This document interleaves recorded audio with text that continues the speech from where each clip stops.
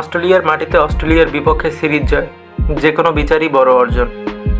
পাকিস্তান আবার এই সিরিজ জিতেছে 22 বছর পর, যা অস্ট্রেলিয়ার মাটিতে সব সংস্করণ মিলিয়ে পাকিস্তানের দ্বিতীয় সিরিজ জয়।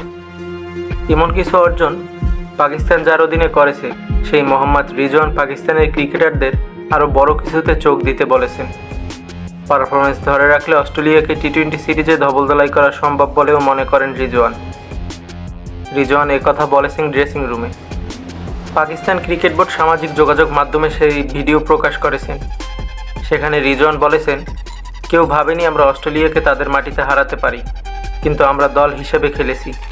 আমরা যদি এমন একতা ও মনোযোগ ধরে রাখতে পারি, আমরা তাদের টি-20তেও ধবলধোলাই করতে পারি। ফেব্রুয়ারিতে শুরু চ্যাম্পিয়ন্স ট্রফি। এবারে চ্যাম্পিয়ন্স ট্রফি হবে পাকিস্তানের মাটিতে। সর্বশেষে এই টুর্নামেন্ট হয়েছিল 2017 সালে। ফাইনালে ভারতকে হারিয়ে চ্যাম্পিয়ন হয়েছিল পাকিস্তান।